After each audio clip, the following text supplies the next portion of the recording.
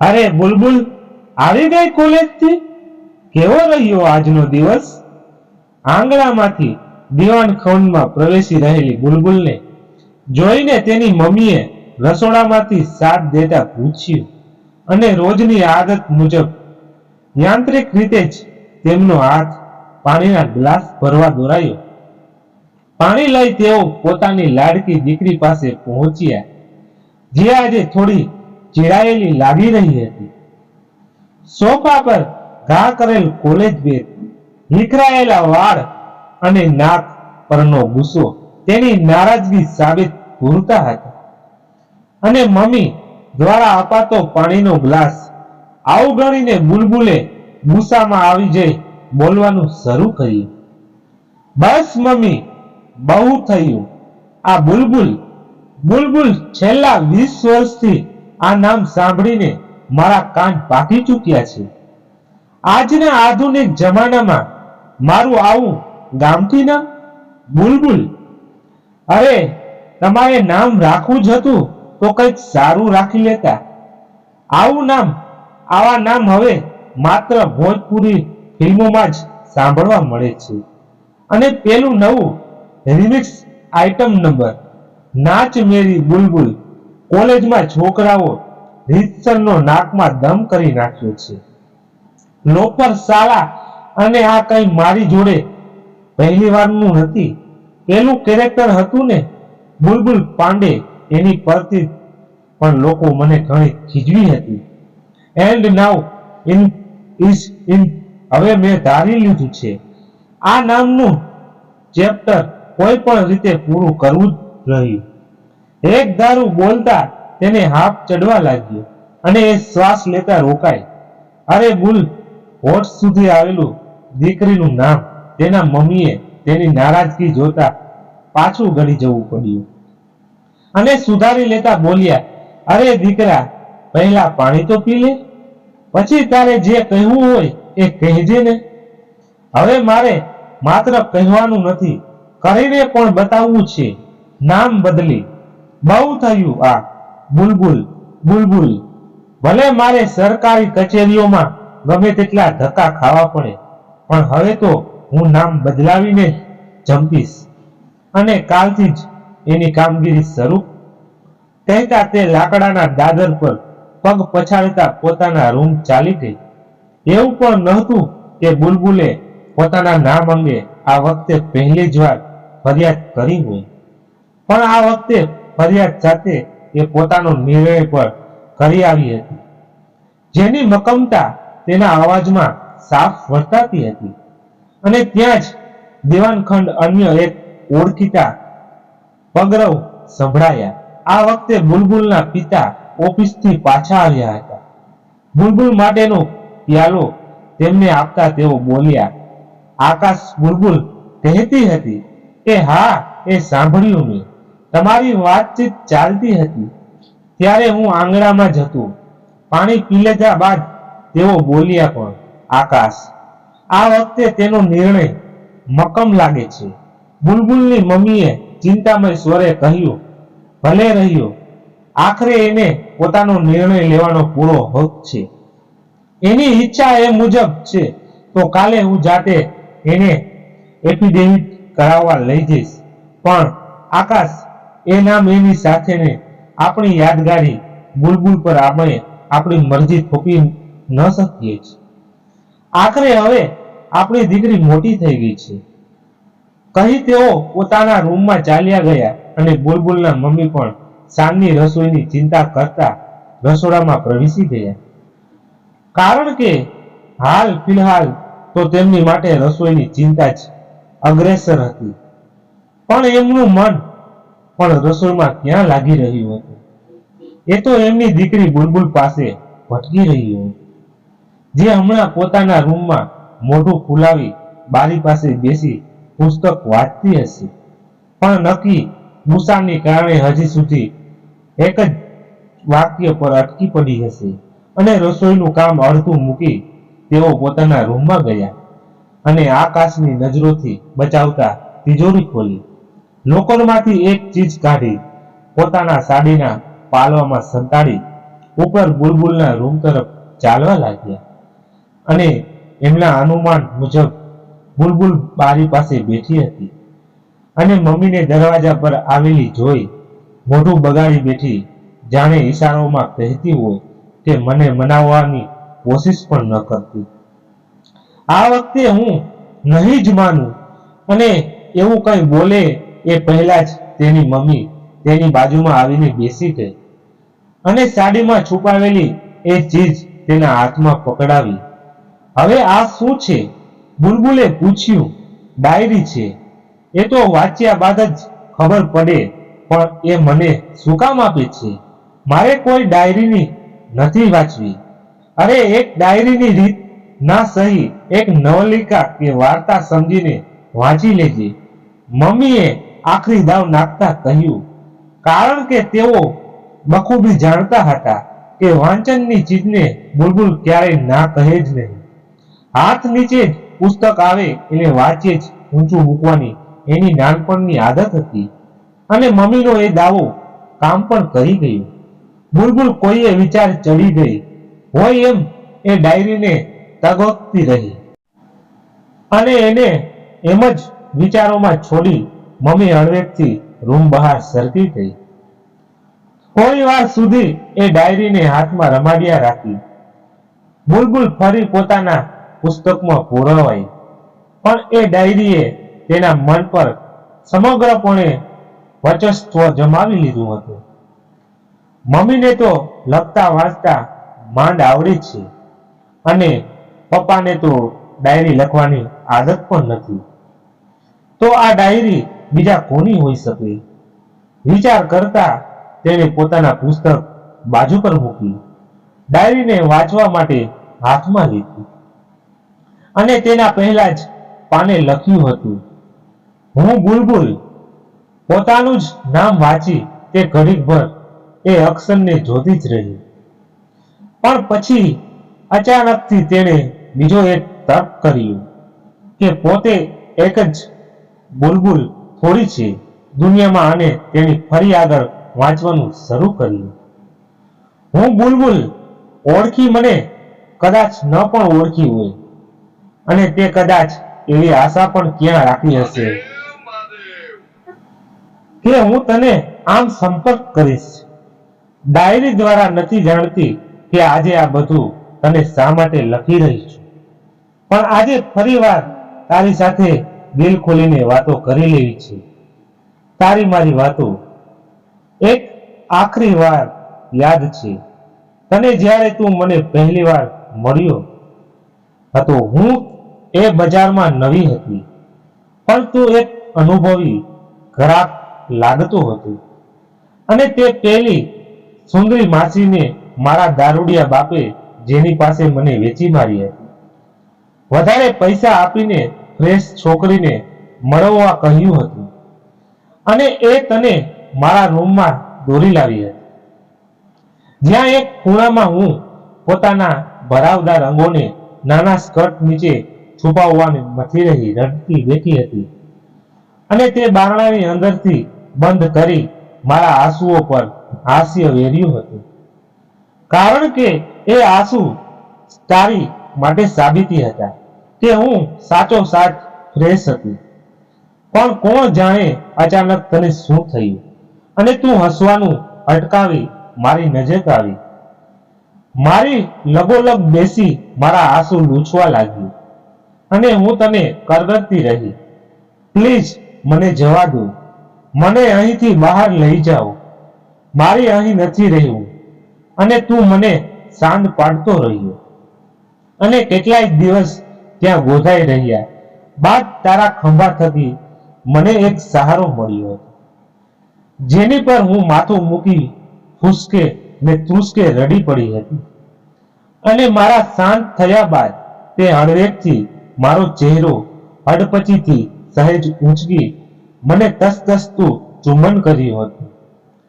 અને મને આજે પણ એ નથી સમજાતું કે શા માટે મેં ત્યારે તારો વિરોધ પણ નહોતો કર્યો અને ચુંબન કર્યા બાદ તું મને સમજાવતો હોય એમ બોલ્યો હતો, હવે તું રડીશ નહીં અને અહીંથી ક્યાંય જવાની જીદ પણ કરીશ નહીં.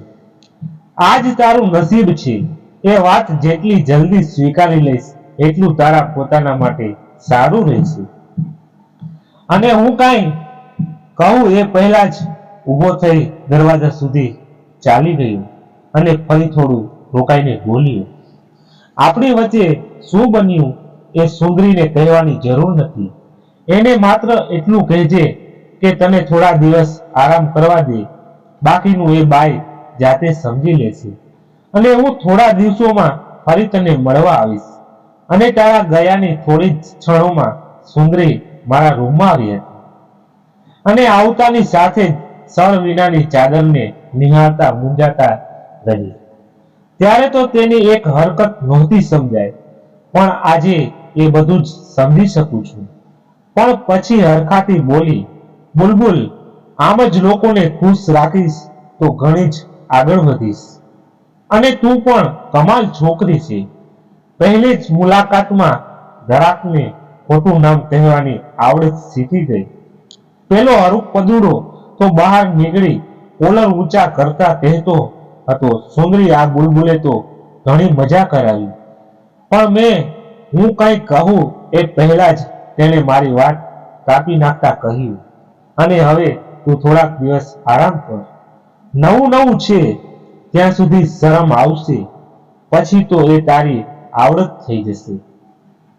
અને આમ જ વર્તીશ તો પૈસા છાપતી થઈ જશે. અને એવી સલાહો આપી સુંદરી બહાર ચાલી ગઈ. અને હું તારા વિચારોમાં તારું આપેલું નામ બુલબુલ, જે સાથે તે મારી આગળ પાછળના સમગ્ર અસ્તિત્વને ભૂસી માર્યા હતા. અને તારા એ એક વાક્ય, બુલબુલે ઘણી મજા કરાવી, એ મને કેટલી સરળતાથી કરી આપી તેની તને તો ક્યાંથી ખબર હોય. એ બાદ મને ભરપેટ જમવાનું તો મળતું જ, જોડે જાત જાતના ફળ ફળાઈ અને જયુસ પીવા અપાતા. પણ એ બધું મને એમ લાગતું જાણે બકરાને હલાલ કરતા પહેલા ખવડાવીને તગડો કરવામાં આવી રહ્યો હોય. પણ એ બધા વચ્ચે હું માત્ર તારી ફરી આવવાની રાહ જોવા લાગી હતી. કેમ, શા માટે, એ તો હું આજે પણ નથી જાણતી. અને કદાચ એ વખતે જાણવાની ઈચ્છા પણ નહોતી.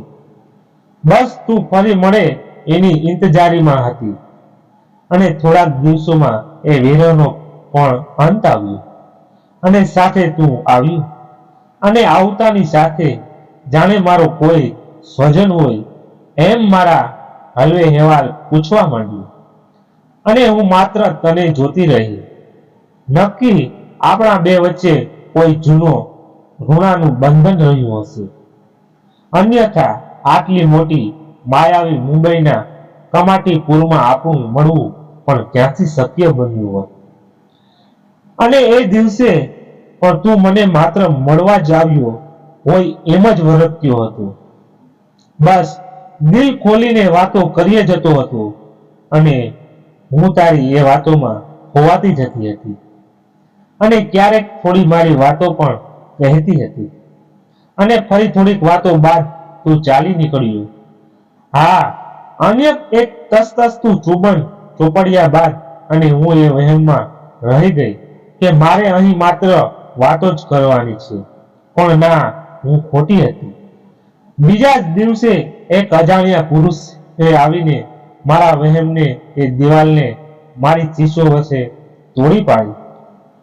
અને એ વખતે મને સાચવી લેવા માટે પણ કોઈ નહોતું. તું પણ નહીં.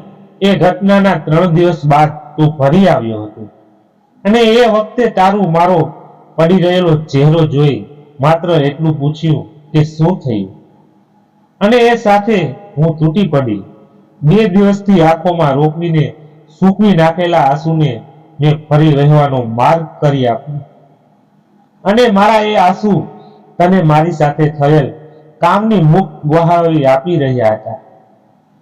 એમ તું મને સાચવી લેવા માંગતો રહ્યો. જે કામ તું ટાળતો આવ્યો હતો. શા માટે તેની મને નથી ખબર. એ જ કામ કોઈ અન્યએ પાર પાડ્યું. અને એ ઘટના બાદ હું સમગ્રપણે પોતાનું અસ્તિત્વ ગુમાવી બેઠી હતી. અને ખરા અર્થમાં મેં એ નરકમાં મારા ડગ માંડ્યા હતા. તું ભલે મને સાચવવા માંગતો હતો, પણ તારા છુપાવવાના લાખ પ્રયત્નો બાદ પણ મેં તારી આંખોમાં મારા દર્દ થકી આવેલા આંસુ જોયા હતા. અને બસ એ જ ક્ષણથી મેં તને પોતાનો ધારી લીધો હતો. પણ આપણા સંબંધને શું નામ આપવું એ મને આજે પણ આ ડાયરીમાં લખી રહી છું. એ ક્ષણ સુધી મૂંઝવી જાય છે, પણ અમુક સંબંધ નામના મોહતાજ ક્યાં હોય છે. અને એ જ દિવસે જે થયું એ પછી લગભગ રોજ થતું રહ્યું.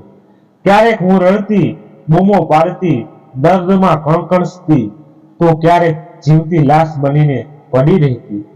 પણ એ નરકમાં પણ મારા ભાગે ક્યાંક સુખ લખાયેલું હતું, જે મને તારી સંગતમાં મળતું. તારી વાતો થકી મને આજે પણ યાદ છે. આપણી એવી જ એક મુલાકાતમાં મેં જાતે સાડીનો પાલવ સરકાવી નાખ્યો હતો અને તે ડઘાઈ જતા પૂછ્યું હતું, આ શું કરે છે? અને મેં જવાબ આપ્યો હતો, હવે આ અંતર રાખવાનો પણ શું અર્થ? આખરે તને પણ મારી પાસેથી એ જ જોઈતું હશે ને, જે માટે બીજા બધા અહીં આવે છે. અને એના બદલામાં તે જે જવાબ વાળ્યો હતો એ વિચારતા આજે પણ મને મારી એક હરકત પર લજા થઈ આવે છે. મને નાનકડી બાળકીને સમજાવતો હોય એમ બોલ્યું હતું. હા, હું પહેલી વખત તારી પાસે આવ્યો ત્યારે એની માટે જ આવ્યો હતો, અને હું ધારત તો એ જ દિવસે એ મેળવી પણ લે. પણ મને તારી પાસેથી બીજું પણ ઘણું મળે છે. તું મને સાંભળે છે. હું તારી સામે મારું સમગ્ર અસ્તિત્વ ઉઘાડી શકું છું, અને મારા માટે એટલું જ પૂરતું છે. જે વ્યક્તિની વાતનું બહાર કોઈ મહત્વ નથી, એની વાતોને તું મન પરોવીને સાંભળતી હોય છે. અને એક સારો શ્રોતા એક એવી ચીજ છે જે મૂર્ખમાં મૂર્ખ વ્યક્તિને પણ ગમતી હોય છે. અને કદાચ તને પણ મારી સાથે વાતો કરવી ગમતી હશે. કહી તે મારો પાલવ ફરી ખભે મૂક્યો હતો, અને એ સાથે જ મારી નજરોમાં એક મુઠ્ઠી ઊંચેલું સ્થાન, અને તું સાચો પણ હતો. મને પણ તારી સાથે દિલ ખોલીને વાતો કરવું ગમતું, કારણ કે એ દુઃખમાં એક માત્ર તું જ હતો જે મને હવસનું રમકડું ન સમજતા એક માણસ તરીકે સમજતો હતો. અને ત્યારબાદ તો આપણી એવી મુલાકાતોનો દોર ચાલતો જ રહ્યો. તું પૈસા ખર્ચીને મારી પાસે આવતો, ફક્ત વાતો કરવા અને મારી વાતો સાંભળવા, અને પછી વાળ કપડા અસ્ત વ્યસ્ત કરી ચાદર પર બનાવટી સોડ ઉપાસી ચાલી નીકળતું.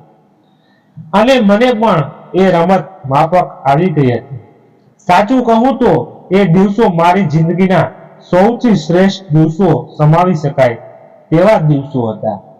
તું મારી પાસે આવતો, મારા ખોળામાં પોતાનું માથું નાખી, મારા વાળથી રમત કરીએ રાખી વાતો કરતો.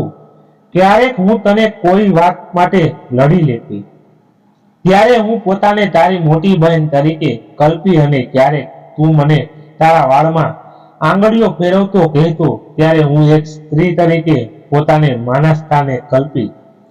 એક તવાયફે પણ કેટલા રૂપ હોય છે નહીં, અને એ સૌથી ઉપર તું મને મારો મિત્ર લાગતું, જેને હું મારા આદિથી અંત સુધીની દરેક વાત અક્ષરશઃ સાચે સાચી કહી શકતી, કારણ કે તારાથી ખોટું બોલવાનો પણ શો અર્થ. પણ એક દિવસ તું મારી પાસે આવ્યો ત્યારે ઘણું બદલાયેલું લાગ્યું. તું દારૂ ઢીંચીને આવ્યો હતો, અને મને ભગાવી જવાની, મારી સાથે લગ્ન કરવાની વાતો કરતો બપાટ કરવા માંડ્યો.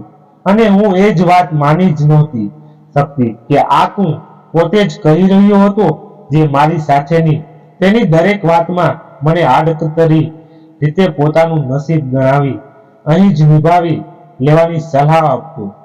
અને આજે તું પોતે જ ભગાવી જવાની વાત ઉચ્ચારી રહ્યો હતો. શા માટે? મારી કથની સાંભળ્યા બાદ મારી પર દયા ખાઈને, મને બિચારી ધારીને.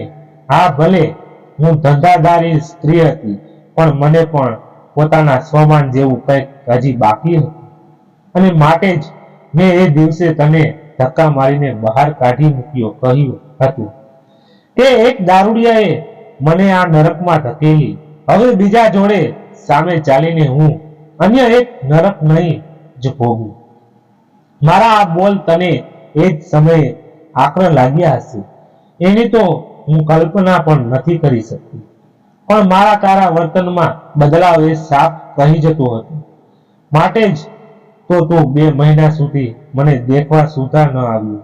પણ અચાનક એક દિવસ આવી ચઢી સીધો સુંદરીને મળ્યો. મને ખરીદી જવા માટે ખરેખર તું કેટલો બદલાઈ ગયો હતો. તું આ હદ સુધી નીચે ઉતરીશ આવી તેની તો મેં ક્યારેય કલ્પના પણ નહોતી કરી.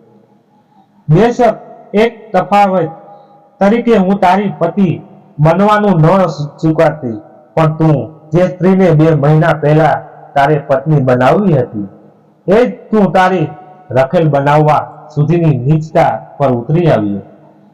અરે એના કરતા તો તું મારી પાસે સીધી માંગણી કરી લેતો. આવા જ કંઈક ભળતા વિચારોમાં દોરવાઈ જઈ મેં તારા જ પૈસા તને મોં પર ફેંકી માર્યા અને સલાહ આપતા કહ્યું હતું કે આ બધું કર્યા કરતા કોઈ યોગ્ય કન્યા શોધીને પરણી જજે. મુજ તમારે પાછળ સમય અને પૈસા બગાડીને કોઈ અર્થ નથી. અને એ સાથે દિલને જ વધ જેવું કઠોર કરી મૂકતા કહ્યું હતું અને આજ પછી મને તારો ચહેરો પણ ન બતાવશો. તને મારી જ કસમ છે. પણ આજે જ્યારે આ ડાયરી લખી રહી છું ત્યારે વિચારતા તારા એ બધા પ્રયાસો મારી તરફે લાગે છે. જાણે તું ખરેખર મારી પર દયા ખાઈને નહીં, પણ તું તારા મનથી મને એ દુઃખથી દૂર લઈ જવા પ્રયત્નો કરતો હતો અને હું એક અભાગી હતી જે એવું કંઈક સમજવું તો ઠીક વિચારી પણ ન શકી. ખેર, મારે કમાટી પૂરા સાથે હજી થોડું લહેરું બાકી હતું અને એ ઘટના બાદ તો જાણે સમયને પણ પાંખું ફૂટી નીકળી હોય એમ મહિનાઓ વર્ષો ઉડતા ચાલ્યા. એકાદ વર્ષના ટૂંકા ગાળામાં જ સુંદરીએ તેના વેપાર પર પકડ ગુમાવી અને એ જ તકનો લાભ લઈ મેં પોતાની ધાક જમાવી. બેશક હું બીજી સુંદરી બનવા નહોતી જ માંગતી, પણ એ સ્થાન મેળવ્યા બાદ કોઈ નવી બુલબુલને એ નરકમાં આવતા જરૂર બચાવી શકે. માટે જ એ ગંદકીમાં ઉતર્યા બાદ સંપૂર્ણપણે ગંધાઈ જવા સુધી હું તૈયાર હતી અને કદાચ કુદરત પણ મારા પક્ષે કામ કરી રહી હતી. થોડા જ મહિનાઓમાં મને એક ગંભીર રોગ હોવાનું નિદાન થયું અને મેં ધંધો બંધ કર્યો. પણ બાકીની બધી જ સ્ત્રીઓને મારી નીચે કામ કરતી એમ હું કહું તો પણ ખોટું નથી. અને એમ જ બીજા 2 વર્ષ વીતી ગયા. જેટલી છોકરીઓ હતી એટલી જ સંખ્યા બરકરાર રાખી, કારણ કે કોઈ નવી બુલબુલ આવે એ મને હરગીજ બરદાસ્ત નહોતું થતું અને હું તો એ અન્ય સ્ત્રીઓને પણ મુક્ત કરી દેવા માંગતી હતી. પણ એ બધી અમારું નસીબ છે. હવે કૂટી લઈશું કરીને ત્યાં જ ગુજરાત ચલાવતી અને એમ પણ બહાર નીકળીને તેમને કામ પણ કોણ આપવાનું હતું. પછી ન ઘરના કે ન ઘાટના જેવો સિનિયરો થતો અને એ બધા સાથે મારા જીવનમાં બધું જ વ્યવસ્થિત ચાલતું હતું. પણ એ બધું જ તોફાન પહેલાની શાંતિ પૂરવાનું થયું જ્યારે મારા જીવનમાં એ તોફાન આવ્યું. જ્યારે તું ફરી એક વખત મારી સામે આવી ચડ્યો. કેટલો બદલાઈ ચૂક્યો હતો. તું લાંબા વાળ, ટૂંકી દાઢી, ભરાવદાર ખંભા, ચુસ્ત શરીર, છતાંય માદક મુસ્કાન. મારા માટે તો તને ઓળખવું પણ મુશ્કેલ હતું, પણ તે મને આંખના પલકારામાં ઓળખી પાડી હતી અને હજી ગઈકાલની રાત જોડે વિતાવી હોય એટલી સહનશીલતાથી પૂછ્યું હતું, કેમ છે બુલબુલ? અને તારા એ નશીલા અવાજ પરથી મેં તને ઓળખ્યું હતું, જે આજ અવાજનો મેં રાત દિવસ પોતાના કાનમાં અહેસાસ કર્યો હતો. એ અવાજ કેમ ન ભૂલાય? અરે તું અહીં ક્યાંથી? મેં થોથવાઈ જતા પૂછ્યું હતું. કેમ કે ઘરાક તરીકે ન આવી શકું? તું જાણે મને ચકાસી જોતો હોય એમ પૂછ્યું હતું. અરે કેમ નહીં, આવો આવો, બોલો કેવી છોકરી જોઈએ? ઝડપથી સ્વસ્થતા પ્રાપ્ત કરી લઈએ.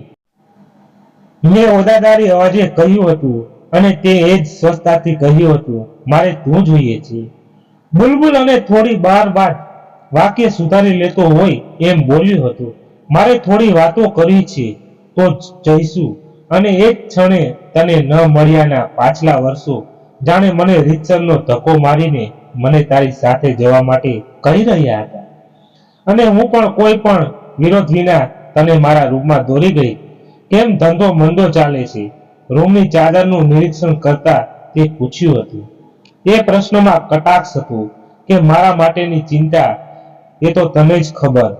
ના, મેં જ મારી તરફથી બંધ કરી દીધું છે. સરસ, બોલ શું લઈશ? ચા કે કોફી કે પછી ઠંડુ મગાવું?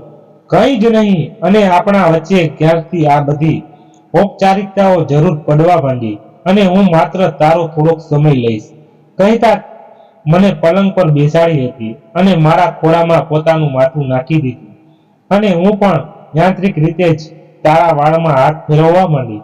મને યાદ છે તને માથાના એમ હાથ ફેરવતું કેટલું ગમતું અને ક્યારેક તો એ માટે તું જીદ પણ કરી લેતું. આટલા વર્ષો બાદ મારી યાદ આવી. ક્યારનું મનમાં બગડી રહેલી વાક્ય આખરે હોઠ પર આવી ચડ્યું. યાદ તો રોજ આવતી, પણ તે જ ફરમાન કાઢ્યું હતું ને તને મળવા ન આવવાનું. પણ આજે આખરે તારી એ કસમ એન્ડ ઓલ ફગાવી દઈ. તને મળવા આવી જ ગયું અને હવે રોજ આવતો રહીશ. તારી સાથે વાતો કરવા. માત્ર વાતો કરવાથી ગુજરાન ન ચાલે અને વાતો કરવા માટે પૈસા ખર્ચવા ખિસ્સાને પણ પરવડે. એક વખત લગ્ન કરી લે પછી જોડે વાતો કરવા વાળી અને પ્રેમ કરવા વાળી પણ મળી જશે. મેં ઉદાસ અવાજે કહ્યું હતું. લગ્ન એ તો ક્યારનાય કરી લીધા. એ ક્યાં વાળમાં ફરતો હાથ અટકાવી દઈ. મેં પૂછ્યું હતું, તે મારી અને સુંદરીની દિલ બગાડી એ પછી? એમ તો ઘરેથી પહેલાથી જ દબાણ હતું જ અને કન્યાઓ પણ જોવામાં રહેતી હતી, પણ હું જ ટાળીએ જતો હતો કારણ કે મારું મન તને અહીંથી બહાર કાઢવા પર અટક્યું હતું. હું એ પણ જાણતો હતો કે તું કદાચ મારી સાથે સંસાર ન પણ માનતી, પણ એ બહાને પણ હું તને અહીંથી બહાર કાઢવા માંગતો હતો. પણ ખેર, પછી મારે પણ પરણી જવું પડ્યું. આંખો સામેનો એ ઇતિહાસ ભૂસી નાખતા મેં અન્ય જ પ્રશ્ન કર્યો, તો લગ્ન બાદ પણ અહીં શા માટે આવવું પડ્યું? પત્ની ખુશ નથી રાખતી?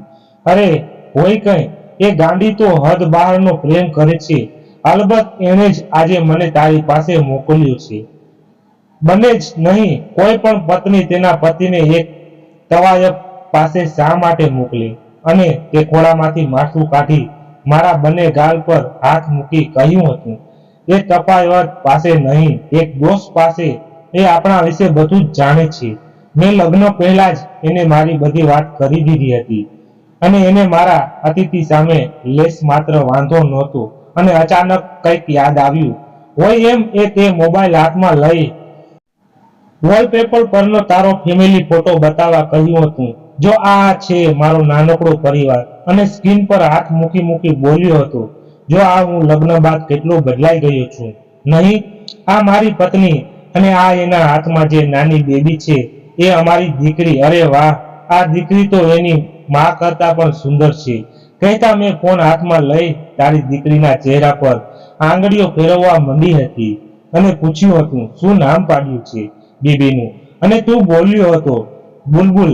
ઘડીકભર લાગ્યું તે મને બોલાવી, પણ પછી ખ્યાલ આવ્યો કે તું તારી બેબીનું નામ કહી રહ્યું હતું, બુલબુલ. અને એક ક્ષણને હું કદાચ ક્યારેય કોઈને શબ્દોમાં વર્ણવી નહીં કહી શકું. તારા મારા પ્રેમની આનાથી વિશેષ સાબિતી બીજી શું હોઈ શકે? તું એક તવાયફ મિત્રની યાદમાં પોતાની ફૂલ જેવી દીકરીનું નામ તેના નામ પરથી રાખી દે. આંસુ સાથેની આંખો અને હરખ સાથેનું મારું અંતર મન એ ઘડીએ પોકારી ઉઠ્યું હતું કે જીવ, આનાથી વિશેષ હજી તારે શું પામવું છે? અને મેં મનોમન નિર્ધાર કરી લીધો કે હવે હું એ કમાટીપુરા મારું ત્યાંનું આખું અસ્તિત્વ છોડીને ચાલી જઈશ હંમેશા માટે ક્યાંક દૂર. અને એ મુલાકાતને આપણી આખરી મુલાકાત બનાવવાનો મેં નિર્ધાર કરી લીધો છે. પછી પણ તું વાતો કરીએ જ જતો હતો. વાતોમાં તે એમ કહ્યું પણ હતું કે બુલબુલ, અને તારી પત્ની પણ મને મળવા લઈ આવીશ, પણ મારું મન તારી વાતોમાં હતું ત્યાં. ઘડીકભર તો તારી એ નાની બુલબુલને ચૂમી લેવાની પણ લાલચ જાગી, પણ આખરે મન મક્કમ કરી ચાલ્યા જવાનું નક્કી જ કરી નાખ્યું. કારણ કે પુરુષના મનને એક તવાયફની બહેતર દુનિયાની કોઈ પણ સ્ત્રી ન જ સમજી શકે. અને હું તો નહોતી ઈચ્છતી કે ભવિષ્યમાં પણ મારા થકી તારા પરિવાર જીવન પર ઊની આંચ સુધા આવે, અને માટે જ તારા ગયા બાદ થોડાક જ કલાકમાં હું એ જગ્યા છોડીને ચાલી નીકળી હતી. ક્યાં જવાની હતી, શું કામ, આગળ શું કરવાની હતી, એવા પાયાના પ્રશ્નો પણ મારી પાસે કોઈ જવાબ નહોતો. બસ એ જ સ્થળ તારા જીવન પરનું મારું લહેણું એક દિવસ સમાપ્ત થતું હોવું જોઈએ, પણ છતાંય જોને માનવ સહજ સ્વભાવથી પ્રેરાય તારી પાસે મારી એક યાદગારી સ્વરૂપે આ ડાયરી મૂકી જવાની લાલચ જ આડી શકે.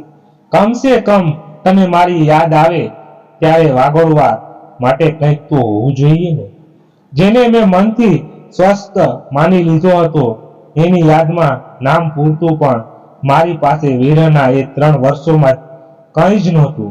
માટે જ તને આ ડાયરી લખીને પહોંચતી કરું છું, અને એ સાથે તારી પાસેથી એક છેલ્લી અપેક્ષા એ રાખું છું કે મને ક્યારેય શોધવાની કોશિશ ન કરતો, કારણ કે તારી આ દોસ્તે જે નિર્ણય લીધો છે તેની પર સહેજ વિશ્વાસ રાખજે.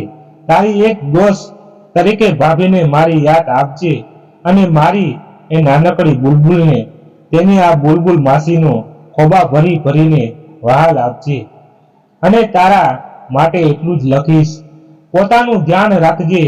લિખતી આકાશની બુલબુલ. અને ડાયરીનું એ અંતિમ વાક્ય વાંચી બુલબુલનું મગજ બહાર મારી ગયું. શું આખી ડાયરીમાં મારા પિતાને આકાશને ઉદ્દેશીને લખાઈ હતી? અને આ ઉપરાંત પણ અનેક પ્રશ્નો તેના મનમાં આકાર લઈ રહ્યા હતા. શું પપ્પાનું એક તવાયફ જોડે અને મમ્મી એને આ બધી ખબર છે? ના, કદાચ એવું પણ બને કે પપ્પાએ તેને અડધી વાત કરી હોય. મારે મમ્મીને આ વાંચી સંભળાવવું જોઈએ. અને એ જ સાથે બુલબુલ ઝાટકા સાથે ઊભી થઈ અને નીચે તરફ ચાલવા માંડી. ડાઇનિંગ ટેબલ સાફ દેખાતું હતું, પણ ત્યાં હજી એક થાળી ઢાંકીને મુકાઈ હતી, અને તેને યાદ આવ્યું કે હજી પોતે જમી નથી, અને કદાચ મમ્મીએ જમવા માટે પણ બોલાવી હતી, પણ પોતે ડાયરીમાં એટલી ખોવાઈ ચૂકી હતી કે રાત થયાનો ખ્યાલ તો ન જ આવ્યો, પણ પોતાને ખાવા પીવાનું પણ ભાન ન રહ્યું. અને એ બધા કામ વગરના વિચારો ઝાટકી દઈ તે રસોડા તરફ ખેંચાય, જ્યાં હમણાં તેના મમ્મી રાતના વાસણો ઉટકી રહ્યા હતા, અને બુલબુલના ચહેરાના ભાવ જાણે વાંચી ગયા હોય એમ બોલ્યા. તો બુલબુલ, તે ડાયરી વાંચી લીધી? પણ અમુક સવાલ જવાબ ન આપવા માટે જ પૂછાતા હોય છે, કારણ કે સામેવાળાના સવાલમાં જ આપણો જવાબ રહેલો હોય છે. અને બુલબુલ પોતાના મનમાં ઉઠતા સવાલોનો સામે મારો ચલાવે એ પહેલા જ તેના મમ્મીએ તેને ખંભેથી પકડતા કહ્યું, તારે મને કંઈ જ કહેવા પૂછવાની જરૂર નથી, કારણ કે મને બધી જ ખબર છે. બેશક મને વાંચતા થોડું ઓછું આવડે છે, પણ તારા પપ્પાના મનની સચ્ચાઈ ન વાંચી શકું એટલી પણ અભણ નથી. ખુદ તારા પપ્પાએ આ આખી ડાયરી મને સામે બેસાડી વાંચી સંભળાવી છે, પણ તને કોઈ વાંધો નથી. અરે વાંધો એ શું કામ વળી? અમુક સંબંધો શરીરના સંબંધોથી પરે હોય છે. જ્યાં બે મનનું શુદ્ધ મિલન હોય ત્યાં વાંધો ઉઠાવનાર હું કોણ? તો પછી તમારે લોકોએ તેમને શોધવાની તરદી લેવા જોઈતી હતી ને. ચાલો આપણે તેમને શોધવા જઈએ. એ હમણાં પણ ક્યાંય નજીકમાં જ હશે. જાણે બુલબુલ હમણાં જ એ ડાયરી મૂકીને ગયું હોય એવા વહેમમાં તે બોલી, અરે દીકરા, આ કંઈ આજકાલની વાત થોડી છે. આજથી 17 વર્ષ પહેલાની આ વાત છે. અને જ્યારે બુલબુલ પોતે એમ કહી ગઈ હોય કે એનો નિર્ણય પર વિશ્વાસ રાખી એને શોધવાનો પ્રયાસ ન કરવામાં આવે, ત્યારે અમે બંને પણ એની ઈચ્છાનું માન રાખવાની વિશેષ શું કરી શકવાના હતા? મમ્મીની વાત સાંભળી બુલબુલ ઊંડા વિચારોમાં ડૂબી ગઈ અને જેમ પાણીની જળકુકડી શ્વાસ લેવા સપાટી પર આવે એમ તેના વિચારોમાં એકાદ પ્રશ્ન તેને વળી પાછી વર્તમાનની સપાટી પર લઈ આવતા. તો મારા નામ પાછળનું કારણ આ છે, તે સ્વગત બોલી અને મમ્મીને તેના માથા પર હાથ ફેરવતા કહ્યું, દીકરા, કેટલાક નામ આપણી જિંદગીમાં એવા વણાઈ જાય છે કે જો એક દિવસ પર તેનો ઉલ્લેખ ન થાય તો દિવસમાં કંઈક અધૂરું અનુભવાય છે, અને માટે જ અમે બંને તારું નામ બુલબુલ રાખ્યું હતું. આ ડાયરી હું તને કદાચ ક્યારેય વાંચવા પણ ન આપતી, પણ હવે તું મોટી થઈ ચૂકી છે દીકરા. હવે તું તારો નિર્ણય જાતે લઈ શકે છે, અને મને વિશ્વાસ છે તું જે કોઈ પણ નિર્ણય લઈશ એ યોગ્ય જ હશે. અને તેને ડાઇનિંગ ટેબલ તરફ દોરી જતા કહ્યું, ચાલ હવે જમી લે અને વહેલી સૂઈ જા, નહીતર મોડું થશે. વળી સવારે તારે કોલેજ પણ તો જવાનું છે. અને એ સાથે બુલબુલને જમવા બેસાડી તેઓએ ડાયરી લઈ પોતાના લોકરમાં જેમ હતી તેમ મૂકી દીધી. બુલબુલ, ચાલ જલ્દીથી તૈયાર થઈ જા, મોડું થાય છે. પપ્પા અવાજ સાથે બુલબુલની આંખ ખુલી અને પાછળથી એ જ અવાજમાં બીજા શબ્દો દોરાયા, અને જોડે જોડે આજે તારું એફિડેવિટનું કામ પણ પતાવી આવીએ.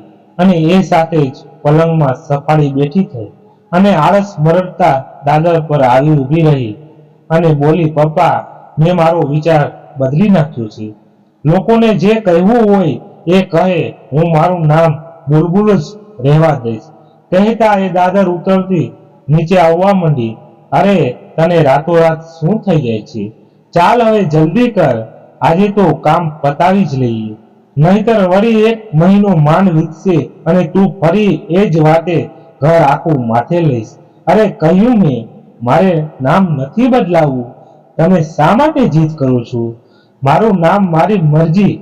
કહેતા તેણે મીઠો ગુસ્સો બતાવ્યો અને હળવેકથી પપ્પાને બત ભરી લઈ પોતાની આંખને ખૂણે આવેલ આંસુ છુપાવતા બોલી, આકાશની બુલબુલ હંમેશા આકાશની જ રહેશે. અને તેના પિતા હજી પણ આશ્ચર્યમાં ઊભા હતા કે આ બધું આખરે થઈ શું રહ્યું છે.